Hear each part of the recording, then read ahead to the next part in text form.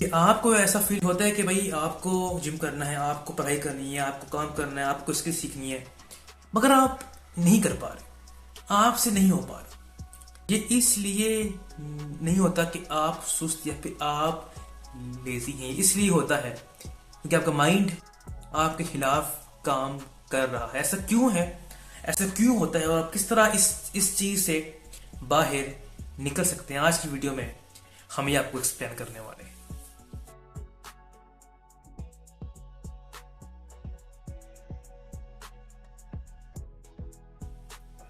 First point is that कि जो आपका माइंड है, जो आपका ब्रेन है, इसका मकसद ये है कि to keep you alive and to keep you comfortable. इसका मतलब ये है कि माइंड आपको डिसिप्लिन या सक्सेसफुल नहीं बनाना चाहता, मगर यह आपको सिर्फ कंफर्टेबल और टू कीप यू अलाइव रखने के लिए काम करता है। तो माइंड का पर्पस ये है to keep you alive and to keep you comfortable. जब कोई भी ऐसा काम करना चाहते हो कि जिसके अल्टरनेटिव में एक इजी और एक कंफर्टेबल काम मौजूद है, यानी कि अगर आप जिम जाना चाह रहे हो, वहां पे आपको नींद आ रही है, यानी कि यू वांट टू रेस्ट, वहां पे एक आप अपने बेड में आराम से सोना चाह रहे हो, तो आपका माइंड आपको इजी ऑप्शन की तरफ, आपको कंफर्ट की तरफ लेके जाएगा। एंड सेकेंडली, अगर आप कोई अपनी स्किल सीखना चाह रहे हो, कोई काम करना चाह रहे हो और सेकेंडली आपके पास फोन मौजूद है, तो ज्यादा इजी ऑप्शन कौन सा है? ऑफकोर्स फोन है।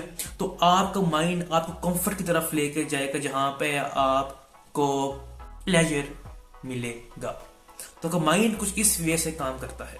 तो ये कोई कमजोरी नहीं है भाई, ये कोई नई चीज नहीं है, ये सिंपली बायोलॉजी है। That's it.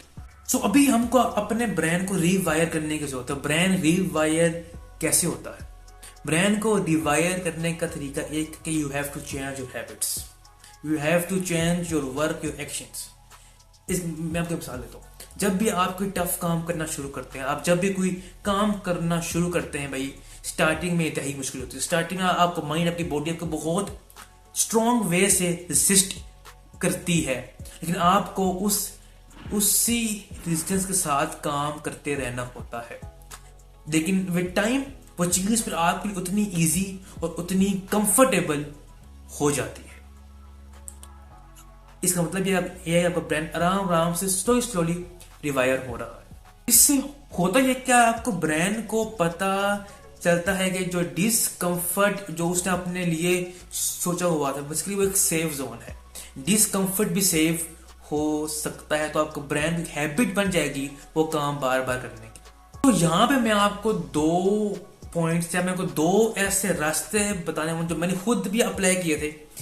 The first is that के लोअर योर स्टार्टिंग पॉइंट, यानी कि आपको परफेक्ट होने की जरूरत नहीं है, आपको बेस्ट होने की जरूरत नहीं है, आपको एक स्मॉल स्टेप उठाने की जरूरत है। लेकिन हाँ, आपको कंसिस्टेंटली वही स्टेप उठाने की जरूरत है।